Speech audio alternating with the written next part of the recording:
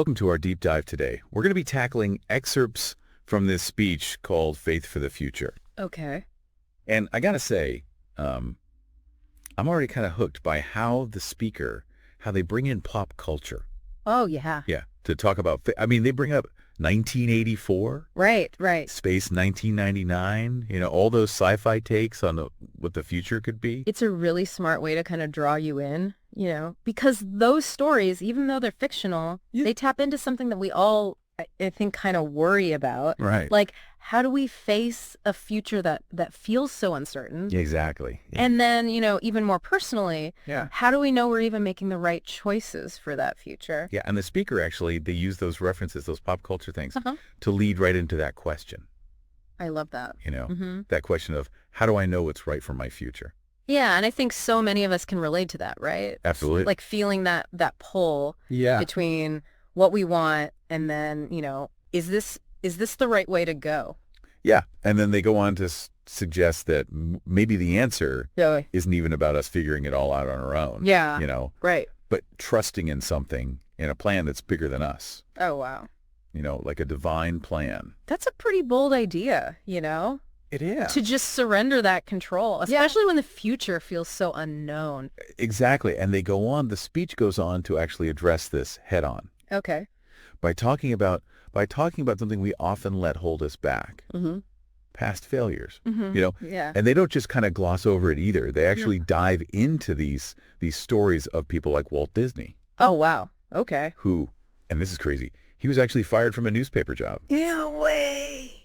because his editor said he lacked imagination and had no good ideas. Oh, the irony. Oh my gosh, right? Talk about irony. Yeah. I mean, this is the guy who gave us Mickey Mouse and Disneyland. Right. So clearly that one setback, Didn't define him. didn't define his future at all. Exactly. And it gets even more interesting when you look at how he responded to that rejection. Yeah. He didn't just give up on his creative dreams. Right. He saw it as a chance to learn, to refine his vision, Right. and then ultimately to strike out on his own and create something totally new. Yeah. So it's like that early failure just fueled his determination. So it's not just about having faith. It's about It's about the grit. having the grit to keep going even when things don't go as planned. Yeah.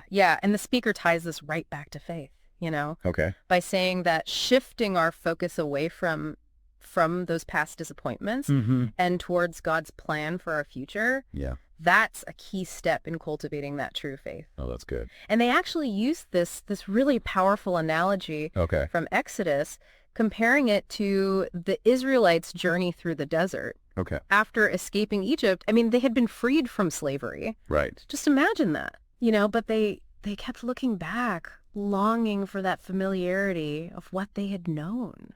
It's almost like they couldn't grasp the magnitude of the freedom that they had been given Right. because they were so fixated on what they had left behind. And that's where the speaker connects it back to us. Okay. Are we letting our past, our perceived failures hold us back from stepping into the freedom and the possibility that God has for us? That's a really good question. It is. It's pretty profound. It is. To consider. Yeah, and then to make this idea of trusting in a divine plan even more concrete. Okay. The speech actually turns to Proverbs, specifically chapters 16, 19, and 20. Interesting. There's this one line that really jumped out at me. Oh, yeah. It says, "The heart of man plans his way, but the Lord establishes his steps." That's Proverbs 16.9. What's so fascinating there is how that verse acknowledges Wow. that we do have a role to play in shaping our future. Mm. We're not just passive bystanders. Right. We have desires and goals and plans, but ultimately it's God who guides our steps. Right. Who opens doors we couldn't have imagined. Yeah. And who redirects us when we're heading down the wrong path. So it's this beautiful balance of human agency Yeah. and divine sovereignty. It's really beautiful how Yeah. they put that together. Yeah. So it's not about just sitting back and waiting for things to happen. Yeah. It's about, actively seeking God's guidance while acknowledging that ultimately Yeah. he's the one who directs our steps. Exactly. And this leads into, I think, a really intriguing point about embracing uncertainty, Okay. which, maybe we can delve into a little bit Yeah, later. that here. sounds good. Yeah. We'll come back to that. Okay. It's funny because when we talk about trusting in God's plan, Yeah. It's easy to think of it as like, Passive. yeah, this passive thing, like, Yeah. okay, just sit back and let things happen. Let it all unfold. Yeah. But the speech, actually, it paints a much more active picture, especially when it talks about embracing uncertainty. Right. It's like, okay, I trust there's a plan, but Right. how do I find my place in it when so much feels, unknown? Exactly. And the speaker uses this really cool metaphor of opening doors. Oh, okay. They say we should be willing to try different things, Yeah. explore different paths, Huh. almost like we're walking down a hallway with all these doors, Okay. and behind each one is a different possibility. I like that. Yeah. It's not just about waiting for a door to magically appear. It's about being curious Right. to try different doors and see where they lead. Exactly. And it ties back to what we were saying before Yeah. about human agency. Mm. Like, we have a role to play Right. in shaping our future, Yeah. in choosing which doors to open. Yeah, but it's also about seeking God's guidance Right. along the way, like asking for wisdom to discern Mhm. which doors are the right ones. Yeah. So how do we know which doors to choose? Yeah, that's a great question. Right. I mean, life can feel, It can feel like a maze. yeah, like a maze, right? Yeah, With all these different paths so many paths. that we could take. Yeah. That's where I think discernment comes in. Okay. It's about developing that sensitivity to God's voice, Right. to his leading in our lives. Yeah. And the speech, it actually suggests that this isn't just, It's not mystical. some mystical airy-fairy thing. Right. It actually involves some really practical steps, Oh, okay. like spending time in prayer, Right. studying scripture, and seeking, wise counsel Oh, that's good. from people we trust. Okay, so it's like we're building a muscle, You got it. this discernment muscle. Right. And the more we use it, The stronger it gets. the stronger it gets. Yeah. And the speaker points out that sometimes Yeah. discernment means recognizing when a door is closed. Oh, It might be a job opportunity that falls through. Right, right. A relationship that ends, Mhm. or a dream that needs to be put on hold. Yeah, yeah. And while those closed doors can be, disappointing, They could be really hard. yeah, Yeah. they can also be opportunities for redirection, for God to guide us onto a different path. Right. That's ultimately better. But how do we tell the difference, though, That's a great question. between a closed door that's meant to redirect us Mhm. and one that's just, a temporary setback? That's a great question. Yeah. And it goes back to what we were talking about earlier, about trusting in God's plan.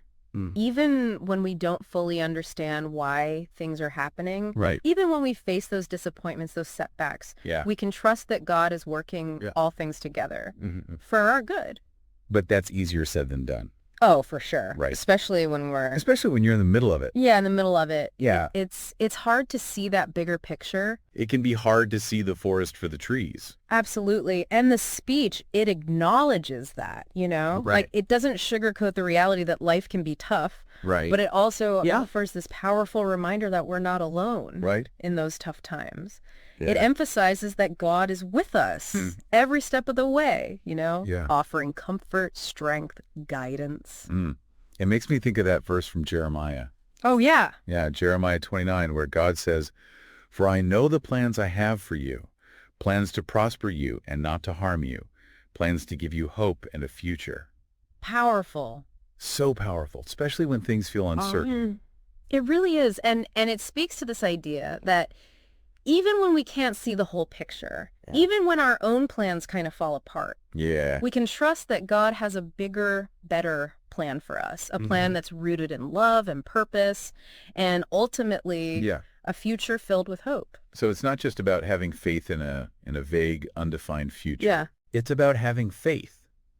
It's specific, Yeah. right? And a God who loves us and has a good plan for our lives. Yeah, and the speaker goes on to give some really practical examples Okay. of what this looks like in everyday life. Okay.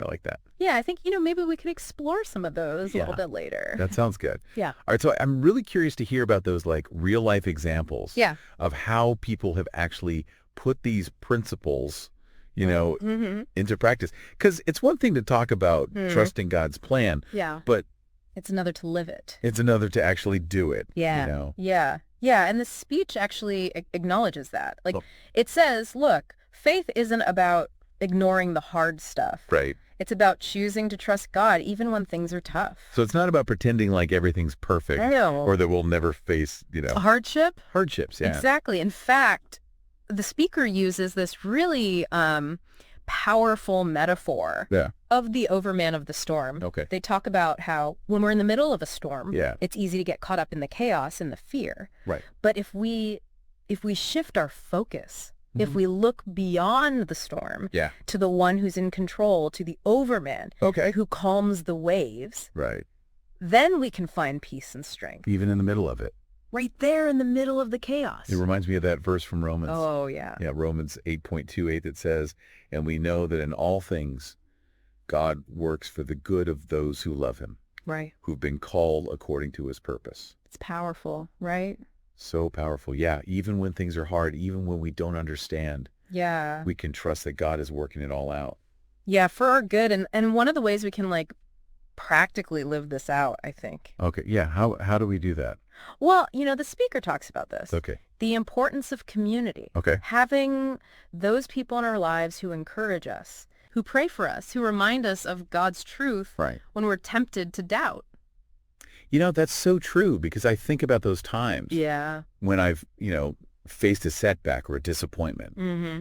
Having people around me who believed in me Yeah. and who reminded me of God's faithfulness Made such a difference. made a huge difference, Yeah. help me get back up and keep going. Having that strong support system. Yeah. It can really make all the difference. Yeah, it's not just about receiving that support though, right? Right. It's also about being that for others. Yeah.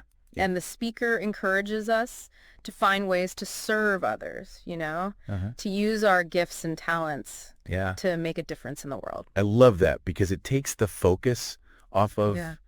our own problems Mm-hmm. and reminds us that we're part of something bigger than Exactly. ourselves. And when we're serving others, we're putting our faith into action Yeah. and reflecting God's love. Yeah, and sometimes those acts of service, even the small ones, Yeah. can be the very things that That strengthen our faith strengthen our faith. Yeah. and give us that hope for the future. So we've covered a lot in this deep dive. We have. We talked about overcoming past failures, trusting in God's plan, Mhm. embracing uncertainty, and, finding strength in community and service. It's been good. It's been a really thought-provoking conversation. It has. And I think the speaker's closing words Yeah.